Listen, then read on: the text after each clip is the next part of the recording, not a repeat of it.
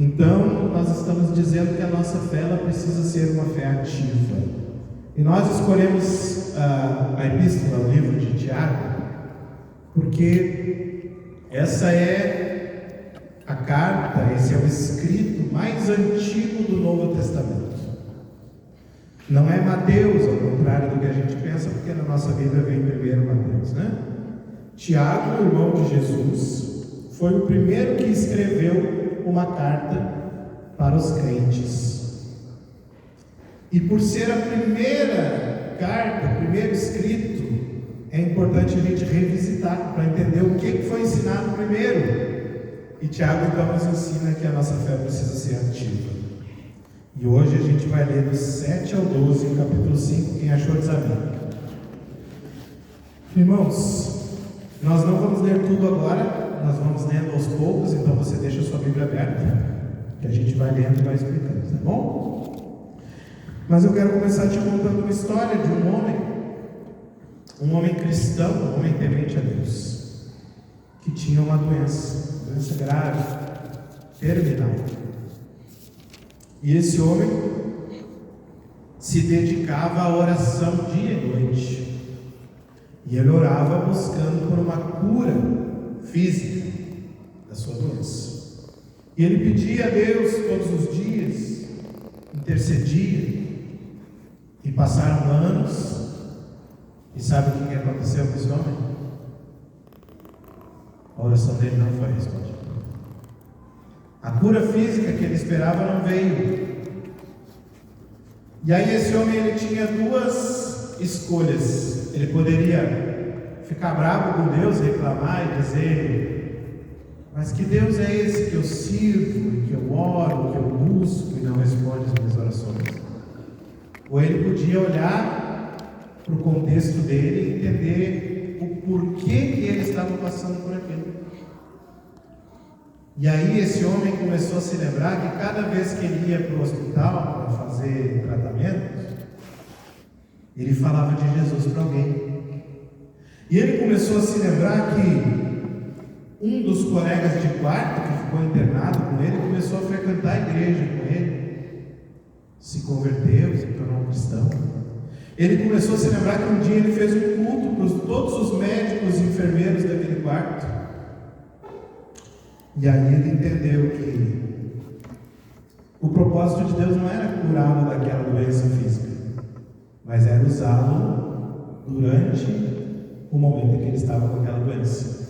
Esse homem acabou falecendo dessa doença, mas ele faleceu feliz, porque ele entendeu que Deus usou a vida dele como instrumento, mesmo em meio às doenças.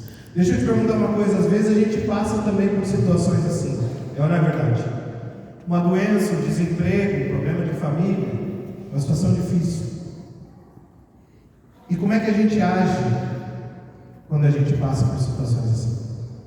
Muitas das vezes, irmãos, a gente fica frustrado, desiludido, a gente questiona o amor de Deus por nós, e na verdade às vezes a gente questiona até mesmo se Ele existe ou não, porque nos permitiu passar por aqui. Mas a verdade é que se a gente já se perguntou se Deus nos amava, se sequer Ele existia, porque nós estávamos passando por problemas, está na hora da gente rever os nossos conceitos, porque Deus Ele é Deus na hora boa e Ele é Deus na hora difícil também. Ele é soberano nos momentos bons e nos momentos ruins, Ele está conosco. E a gente precisa perceber a mão dele segurando na nossa, cuidando de nós, mesmo em meio às dificuldades. E hoje eu quero te dizer que a fé ativa resiste com paciência, pode mandar, resiste com paciência e firmeza até a volta de Jesus. É isso que o texto de Tiago 5, do 7 ao 12 vai nos ensinar. Nos momentos de sofrimento, injustiça, nos momentos de espera, pode passar. Quando o nosso coração clama: Senhor, eu preciso de uma resposta, mas essa resposta não vem, ou não vem na hora que a gente queria, na hora que a gente gente desejava?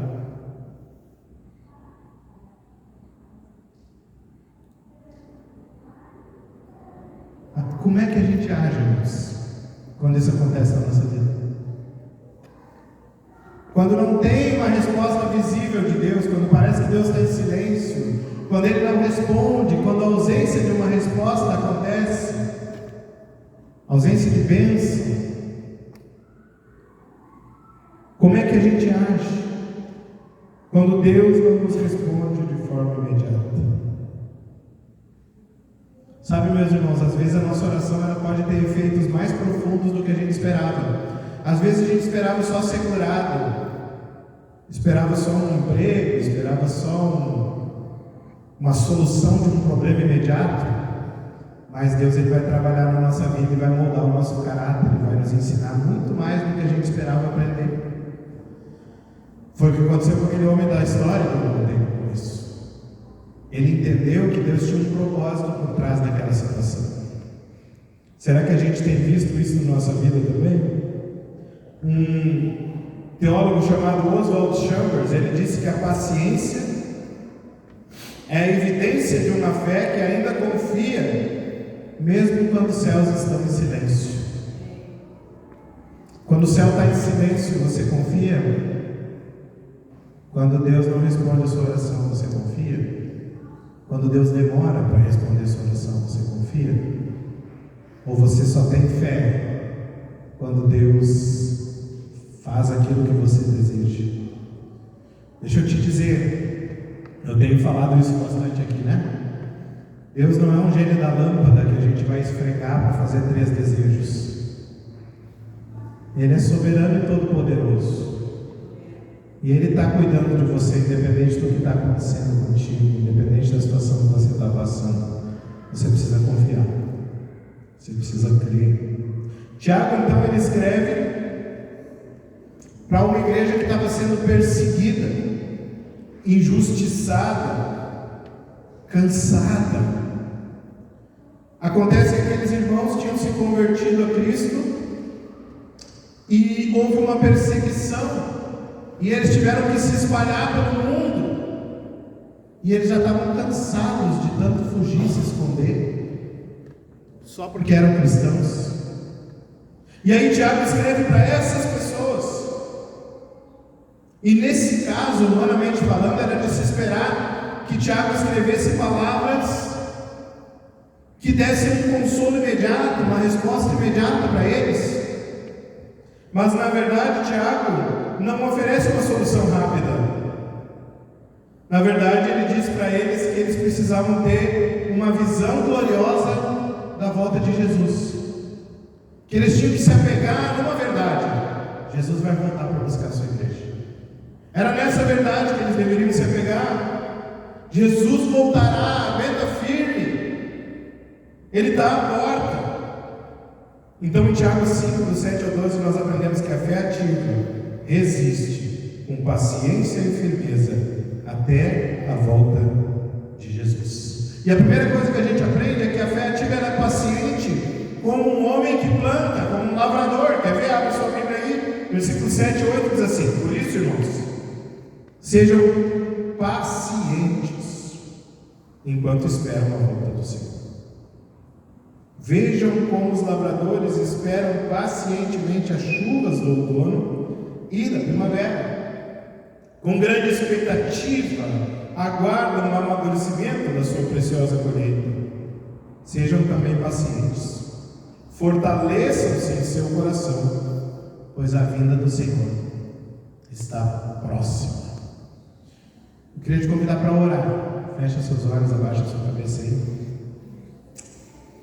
Senhor Jesus, eu quero colocar as nossas vidas diante de Ti nessa noite e pedir que o Senhor fale ao nosso coração por meio da Tua santa e preciosa palavra. Eu oro, Pai, para que os nossos olhos, os nossos ouvidos espirituais sejam abertos. Eu oro para que, se existe algum impedimento, para que a gente possa entender a mensagem da Tua palavra, que isso caia por terra em nome de Jesus. Eu oro, Pai, para que o Senhor possamos ensinar tudo o que o Senhor tem para nos ensinar. E o nosso coração esteja pronto para receber. Em nome de Jesus. Amém. Tiago vai dizer que nós devemos ser o quê? Pacientes. A palavra no grego significa ânimo longo. Existe uma outra palavra traduzida no português que é longanimidade, que é a mesma coisa, no fruto do Espírito, lá em Gálatas 5. A gente vê essa palavra, às vezes, em algumas traduções. Longanimidade, o que é isso? É a pessoa que tem um ânimo longo, ela tem paciência, ela demora a se estressar, ela demora a perder a paciência, ela demora a perder a razão, ela demora a perder a fé, ela é paciente, ela é longânima, ela suporta com esperança. Meus irmãos, nas horas de dificuldade, nós somos pacientes. Nas horas onde as coisas apertam, nós temos o ânimo longo ou nós temos o pavio curto? Né? Tem essa expressão, pavio curto. Significa aquela pessoa que tem uma paciência desse tamanho, logo explode. Mas a Bíblia está dizendo para nós que apesar das dificuldades, apesar dos problemas, apesar de tudo de difícil que pode estar acontecendo na nossa vida, nós precisamos ser o quê? Mais alto. Pacientes. E aí ele vai dizer outra coisa no versículo 8. Depois de repetir, de dizer de novo, sejam pacientes, ele diz, fortaleçam-se no seu coração. A palavra do grego aqui significa firmar, como quem fixa uma coluna no chão. Significa você estar alicerçado, firmado, nada te abala. Pode vir vento que vier, nada te derruba. Isso aqui me lembra aquela história que Jesus contou dos dois homens. Um construiu a casa sobre a rocha, o outro sobre a areia. Veio a tempestade, veio a dificuldade, veio o vento, e aquele que tinha a casa sobre a rocha permaneceu firme, mas o que estava sobre a areia, a casa caiu, literalmente. Então, a palavra de Deus está dizendo para nós que nós precisamos ter tanta confiança em Deus, nós precisamos estar tão firmados no amor, na bondade, na verdade do nosso Deus, que se o vento bater na nossa casa, a casa vai ficar de pé. É assim que a gente tem que ser. Paciente, e a gente precisa se fortalecer. Mas no que é que a gente deve se fortalecer? O texto vai dizer.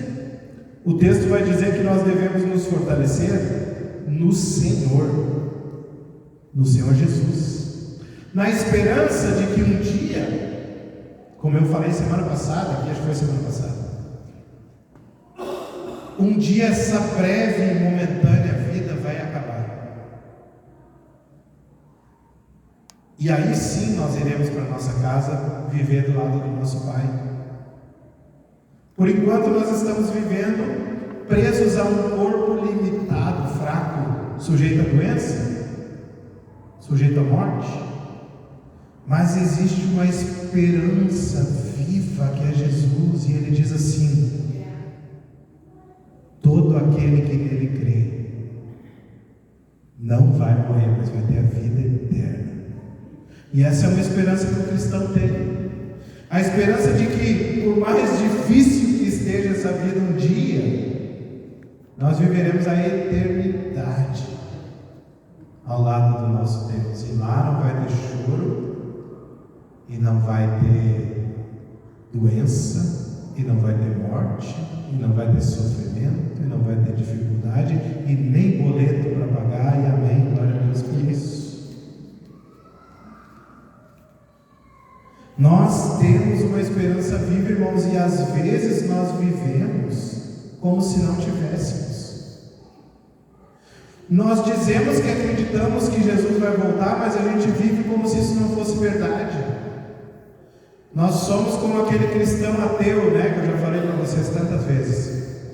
Crê em Deus, mas vive como se Deus não existisse. Esse é o cristão ateu. Ele crê em Deus, ele diz que crê, mas a vida dele é uma vida como se Deus não fizesse a menor diferença. Como se Deus não tivesse presente, como se Deus não se importasse com ele, como se Jesus não fosse voltar para buscar a sua igreja. Então a nossa esperança, irmãos, é a esperança na vinda de Jesus. Amém? E aí ele vai dizer, ele vai comparar a nossa atitude com a atitude de uma pessoa que planta, um lavrador, né? Um agricultor. Ele vai dizer que a nossa atitude deve ser parecida com a dessa pessoa. Por quê? Porque o agricultor trabalha, mas o agricultor espera. O agricultor, ele faz a parte dele, ele não fica parado. Mas em determinado momento ele precisa ficar parado e esperar. Ele precisa acreditar que aquela semente que ele plantou vai nascer. Ele precisa acreditar que vai chover o suficiente. Ele precisa acreditar que o sol vai ser o sol certo o suficiente para que as coisas nasçam. Ele faz a parte dele, mas ele também confia e espera. Entende onde eu quero chegar, meu querido? Você precisa orar, você precisa buscar, você precisa clamar, você precisa estar em comunhão. Mas vai chegar um momento que você vai ter que confiar. Vai chegar um momento que você vai ter que esperar. Vai chegar um momento em que é só Deus que pode resolver. Algum agricultor pode fazer a semente germinar por força própria? Ele vai lá e diz assim: semente, nasça. Ele não pode, ele não tem esse poder, ele não tem essa capacidade. Ele pode escolher bem as sementes. Ele pode escolher bem as sementes que ele vai plantar, porque toda semente nasce. E aí eu queria te falar sobre isso também, a importância de você escolher bem as sementes que você está plantando. Porque isso é uma lei da natureza, e isso é bíblico, e as pessoas nem sabem, né? Quem planta, colhe. E você colhe exatamente o que você plantou.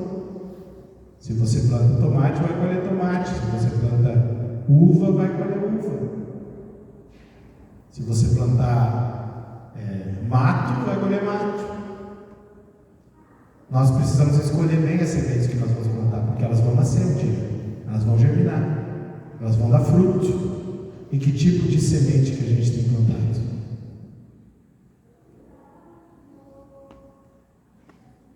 Deus quer te ensinar a esperar. Como é difícil esperar, não é verdade, irmãos? Mas nós somos brasileiros, a gente sabe o que é esperar. A gente sabe o que é esperar na fila do ônibus, no paradão, para vir o nosso Vila Marte cheio, e a gente tem que esperar o próximo. A gente sabe o que é esperar quando a gente tem que ir no banco. Eu não vou mais no banco físico, né? Mas às vezes a gente tem que ir lá. E tem que esperar. Mas uma coisa é esperar e outra coisa é esperar com paciência. Saber esperar a gente sabe, mas esperar com paciência, será que a gente aprendeu? Né? Eu preciso aprender a esperar, mas eu preciso aprender a confiar enquanto eu espero. Esperar em paz. Esperar sabendo que Deus está trabalhando, independente se eu estou vendo ou não Ele trabalhar, Ele está trabalhando. A mão dele está trabalhando firme e continuamente. Deus não dorme, não descansa. Ele está cuidando de você. Pode ser que você não veja, pode ser que não pareça, Pode ser que pareça que a nossa oração está batendo no teto e voltando, mas Deus está ouvindo a sua oração. Acredite nisso. Ele está cuidando de você. Ele está cuidando de você. O John Stott vai dizer que a fé verdadeira, ela não apenas crê, mas ela espera com esperança viva. O que é uma esperança viva, irmãos? Que confia, que acredita, que não duvida. Nenhuma, pode passar, oração será ignorada. Pode ser, irmãos, que a sua oração não seja respondida hoje, mas nenhuma oração é ignorada. Amém? Repete comigo: nenhuma oração é ignorada. Às vezes Deus te responde, mas Ele diz para você não, e não é uma resposta.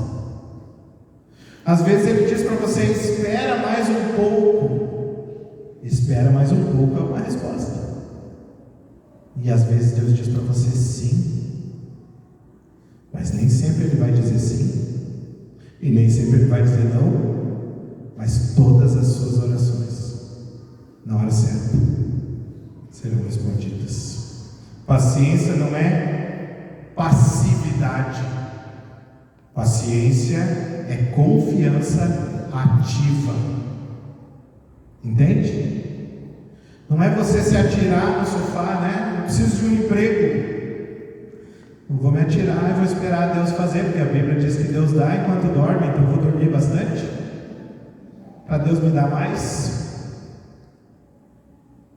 É você fazer a sua parte e você esperar a resposta de Deus. É você buscar, né? A Bíblia diz: bata e a porta será aberta. Busquem e vocês encontrarão.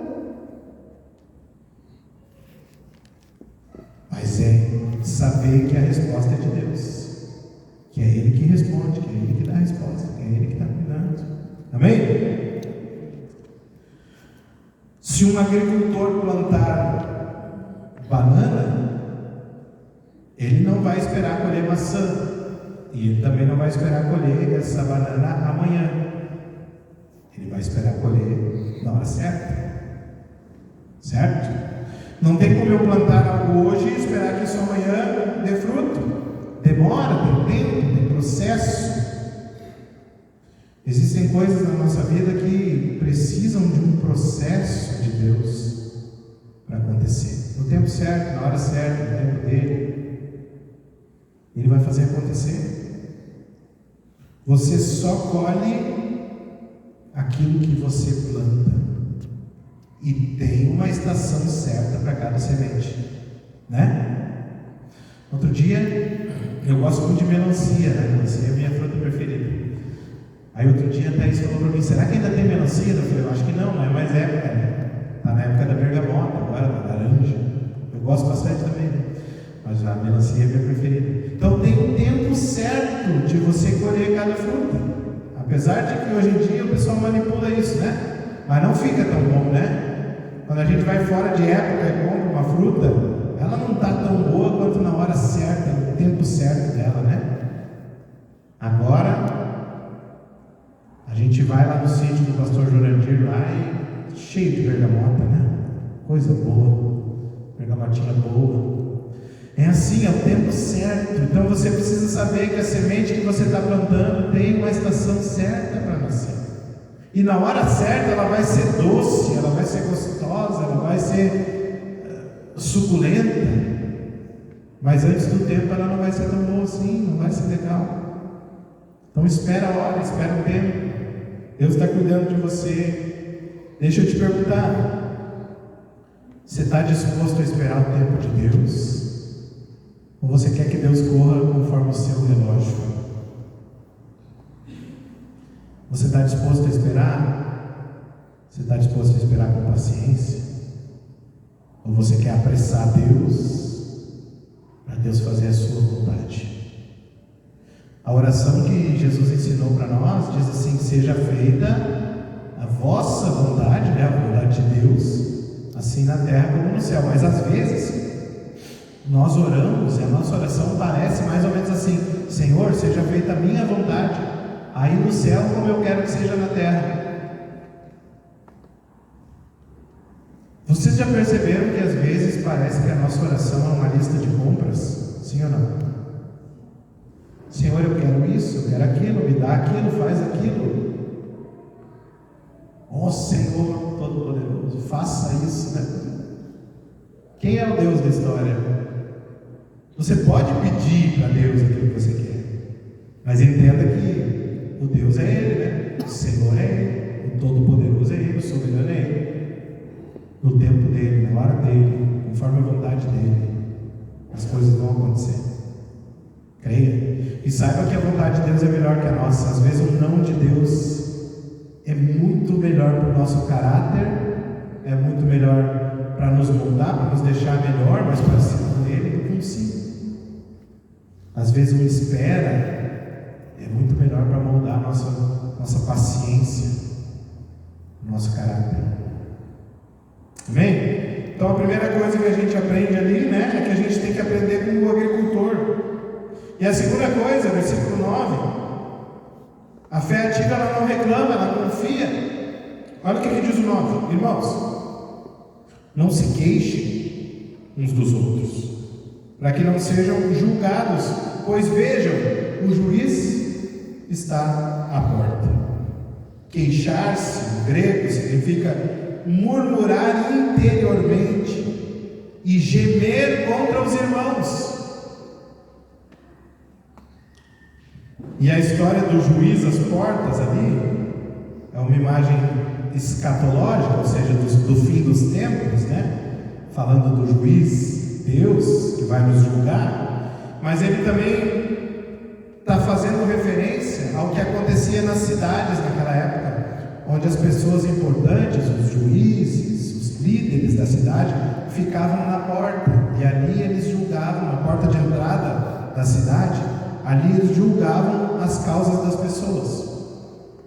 E Tiago está denunciando aqui para nós a impaciência que se transforma em crítica e divisão dentro da igreja. Às vezes a gente está impaciente com alguma coisa porque a gente acha que aquilo ali deveria ser diferente, e a gente começa, ao invés de orar, ao invés de tentar achar uma solução, a gente começa a murmurar, reclamar, falar mal, e aí isso se torna algo ruim, que prejudica o corpo, que prejudica a família da fé, que ao invés de ajudar, atrapalha. O sofrimento, irmãos, quando ele é mal interpretado, quando a gente não entende que Deus tem um propósito nele, ele vai nos tornar intolerantes. Quando a gente não entende que até no sofrimento Deus quer nos ensinar, a gente se torna reclamando, murmurador, chato, insuportável. Ninguém aguenta ficar perto da gente, porque a gente só reclama. Só reclama. Se está frio demais. Se está quente demais. Se chove demais.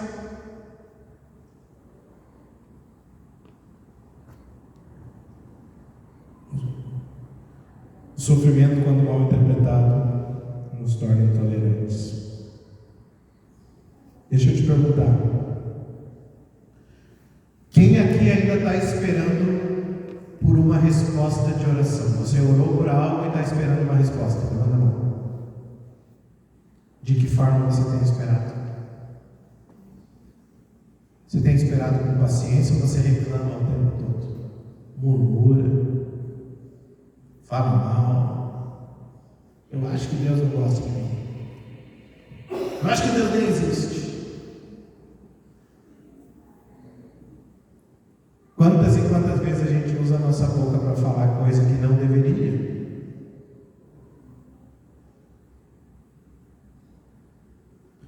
que forma você está esperando? Com fé e confiança? Ou reclamando, murmurando e procurando culpados? Porque a gente tem essa mania, irmãos. O ser humano procura culpados, né? Eu lembro na época que veio a pandemia, né? Veio o Covid, né? E aí a gente ficou sem trabalhar uma época. E depois todo mundo tinha que trabalhar com máscara, com gel. Chegava no trabalho, eles mediam, né? Verificavam a febre, né? Tinha até uma história que dizia que na verdade febre de homem não precisava verificar, porque se tivesse com 37,5 ia ficar em casa, não ia trabalhar, né? A mulher sim, tinha que verificar a febre dela. Mas daí começou a acontecer o seguinte, começou as pessoas do trabalho a pegar o tal do Covid. E quando alguém pegava o Covid, sempre queria achar quem foi o culpado. Não é verdade? Ah, mas eu peguei foi do fulano. Fulano não se cuida. Fulano não usa máscara. Fulano não sei o quê. A gente sempre tem um culpado para as coisas, não é verdade? Se a gente está com um problema, se a esposa está com problema, a culpa é do marido. Se o marido está com problema, a culpa é da esposa, do pai, da mãe, do vizinho. Alguém é culpado. Alguém tem que ser culpado. De que forma a gente espera? Com fé e confiança? Ou tentando achar um culpado? Reclamando, murmurando, xingando, perdendo a paciência, explodindo, sendo violento? De que forma a gente espera?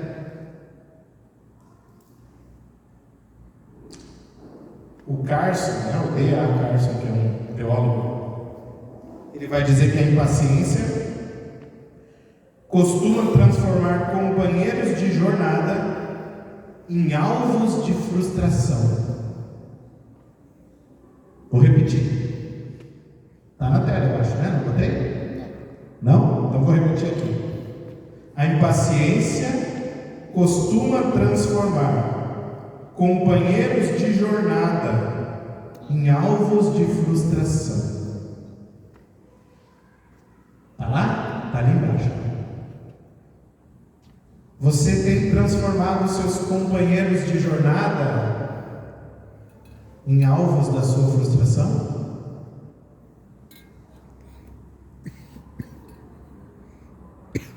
Pare de descontar nos outros o que você deveria levar para Deus. Ou melhor, pare de descontar nos outros o que deveria te levar mais para perto de Deus. Você devia orar mais, buscar mais, ao invés de reclamar e botar a culpa nos outros. Eu deveria fazer isso.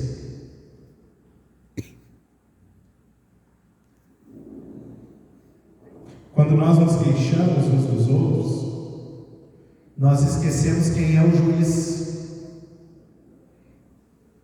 Quem é o juiz? Quem pode julgar? O juiz está à porta, o texto diz.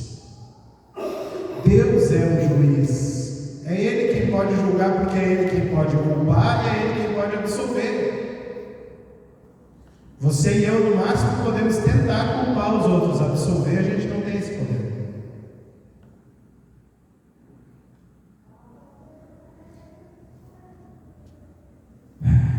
Quem aqui tem mais de um filho? Levanta a mão. Já viajou com os filhos de carro, uma viagem longa, e as crianças no banco de trás começam a se desentender? Sabe? Está dirigindo no carro ali, viajando, e as crianças no banco de trás começam a brigar, começam a se desentender. E aí o pai sempre diz o quê? Espera mais um pouquinho que nós estamos quase chegando. A viagem está quase terminando, falta pouco. E aí a criança pergunta, que nem o burrinho do Shrek, né? Está chegando? Está perto?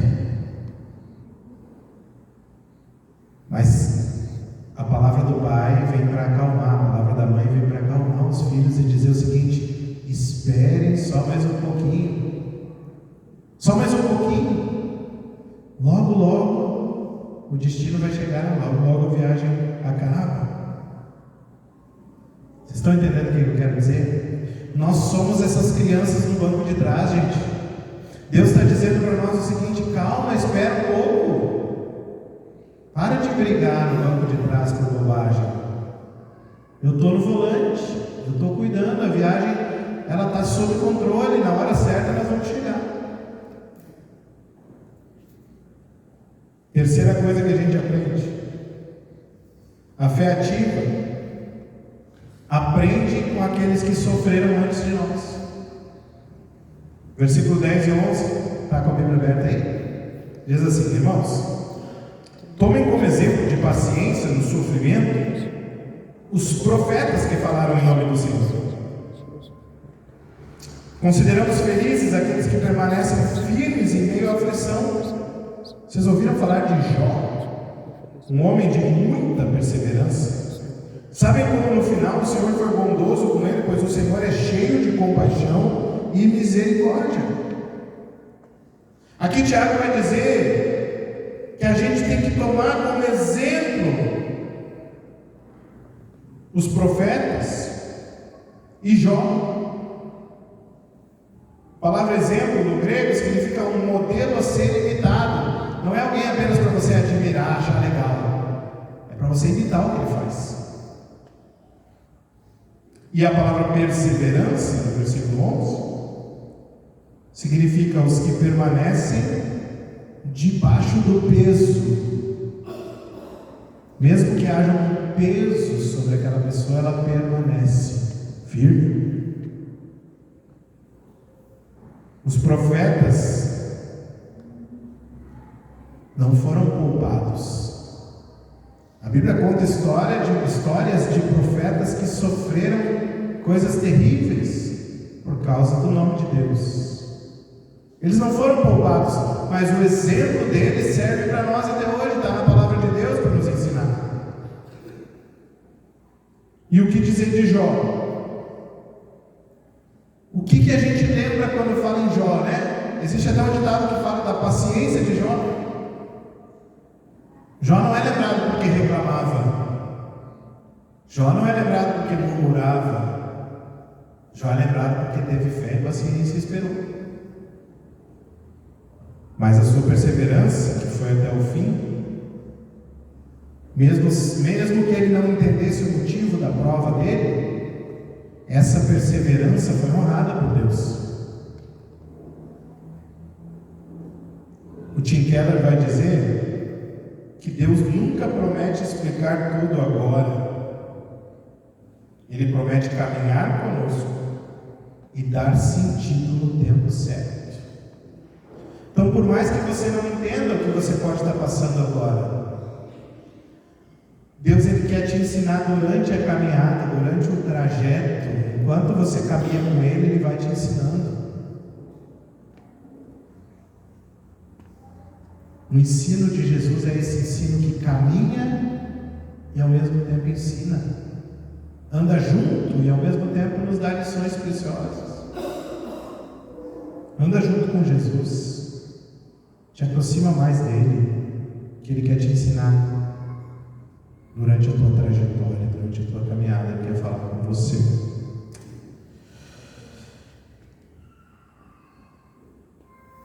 Você precisa entender que hoje, o que está acontecendo hoje com você, vai servir de testemunho para alguém um dia. Você está escrevendo um testemunho que vai servir para a vida de muitas pessoas no futuro. Tudo aquilo que Deus permite que aconteça na sua vida, um dia no futuro você vai lembrar e você vai falar para alguém que está passando pela mesma situação que você passou.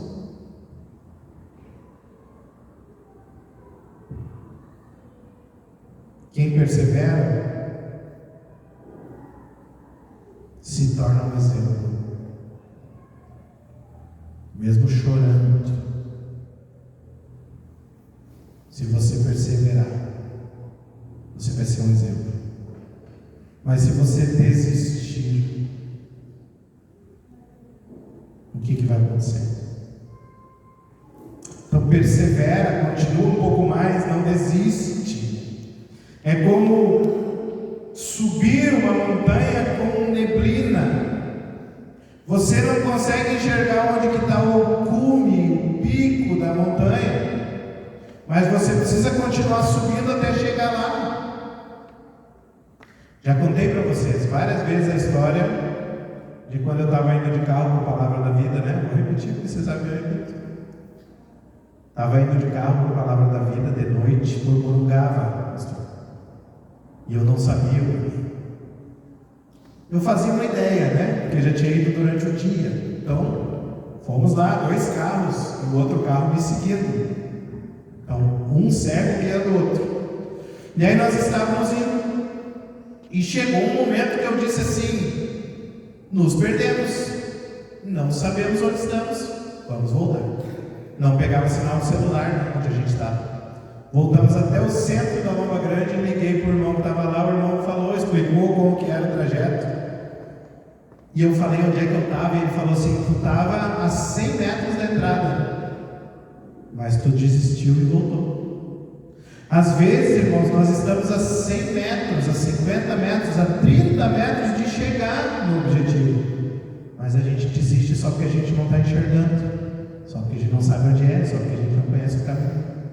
Então você precisa entender que mesmo que você não possa enxergar, você tem um mapa para seguir. O mapa é o exemplo das outras pessoas que passaram pelo mesmo que a gente passou e venceram. Você pode olhar para a vida dessas pessoas e se inspirar. A vida dos profetas, a vida de Jó. Quem aqui já sofreu mais que Jó? Outro dia alguém me mandou um vídeo dizendo assim: bons motivos para faltar no culto, né? E um deles era esse, né? Se você está sofrendo mais que Jó, pode faltar no culto. Ninguém aqui sabe nem de perto o que Jó passou, mas Jó perseverou, então ele é um exemplo para nós.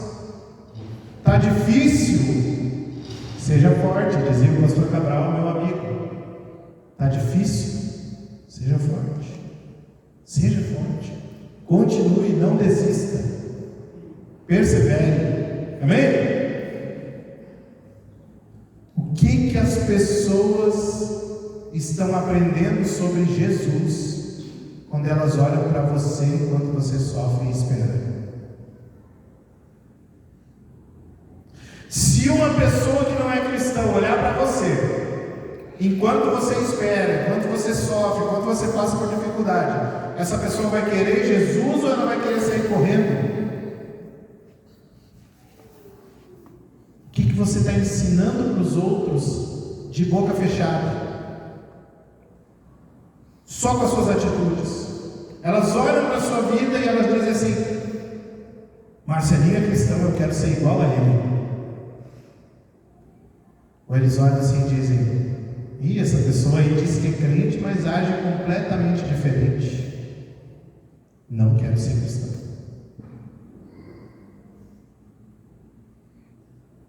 Por último, mas não menos importante, nós aprendemos que a fé ativa ela é simples e verdadeira. Versículo 12: acima de tudo, meus irmãos, não jurem pelo céu, nem pela terra, nem por qualquer outra coisa, que seu sim seja de fato sim e seu não, não, para que não pequem e sejam condenados.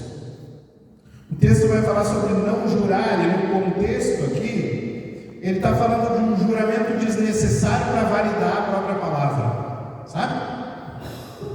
Juro pela minha mãe, né? As crianças tinham essa mania. Juro por isso, juro por aquilo, como se a palavra da pessoa não tivesse validade. É disso que o texto está dizendo. Ele está dizendo: seja o seu sim, sim, o seu não, não. A sua palavra ela tem que ser verdadeira, íntegra, correta. Se você disse que é sim, é sim. Se você disse que vai no lugar, você vai no lugar. Se você disse que não vai, você não vai. Entende? Integridade você não para provar que você está falando a verdade. Se você é cristão, você fala a verdade. Tiago está dizendo que a fé viva fala a verdade com simplicidade. Quando falta paciência, nós tentamos manipular as palavras, prometer demais, fingir espiritualidade. Em nome de Jesus, né? Tem gente que usa essa subterfúgio.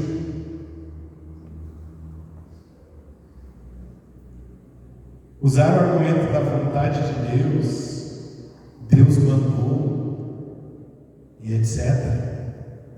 Às vezes é só um artifício para não esperar a verdadeira vontade de Deus ou para não ser questionado. Às vezes a gente vai questionar alguém que a gente sabe que está fazendo uma escolha errada e a pessoa diz: nunca tive tão bem com Deus como eu estou agora.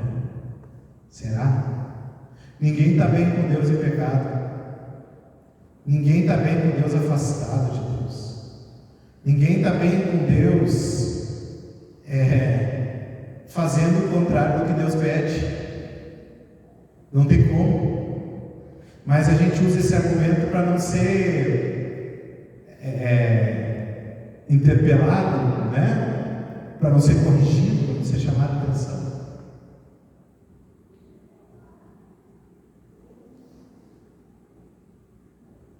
Charles Spurgeon vai dizer que a santidade ela não começa no púlpito, mas na forma como você cumpre a sua palavra. Ele estava falando aqui para pastores, para líderes, né? Pessoas que ensinam os outros. Ele estava dizendo assim: a forma como você cumpre a sua palavra, isso vai dizer se você tem santidade ou não. Não adianta você falar bonito, não adianta você ter aparência se você não tem verdade.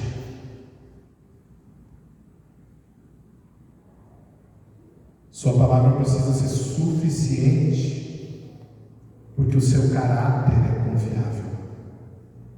Se você tem caráter, se o seu caráter é confiável, a sua palavra vale.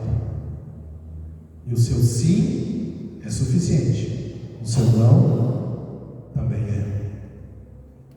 Paciência e integridade andam juntas. Quem confia em Deus não precisa controlar os outros com palavras vazias.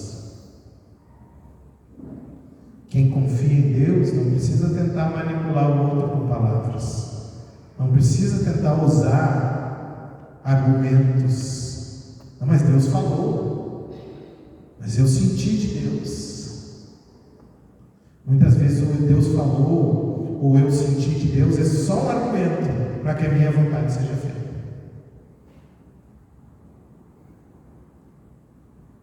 Você já confiou em alguém que te deu uma revelação, uma profecia em nome de Deus e nunca aconteceu? Tem pessoas às vezes que vêm falar coisa que Deus mandou dizer. Eu disse: se Deus quisesse me falar algo, Ele me falaria diretamente, porque eu converso com Ele todo dia. Não falaria comigo. Não que eu não acredite que Deus possa usar alguém para te falar algo, porque às vezes a gente está afastado de Deus, às vezes a gente está mal com Ele, né? Às vezes a gente nem conhece a Deus, e Deus usa outras pessoas para nos falar coisas. Mas às vezes as pessoas querem nos prometer coisas em nome de Deus. Deus mandou te dizer que isso vai acontecer. Você vai orar e vai perguntar a Deus: será que aquilo lá que aquela pessoa falou é verdade mesmo, né? Porque às vezes as pessoas usam esse em nome de Deus, Deus mandou dizer, palavra profética, só para parecer que elas são muito espirituais. A verdade que precisa de adorno é sinal de desconfiança, não de fé.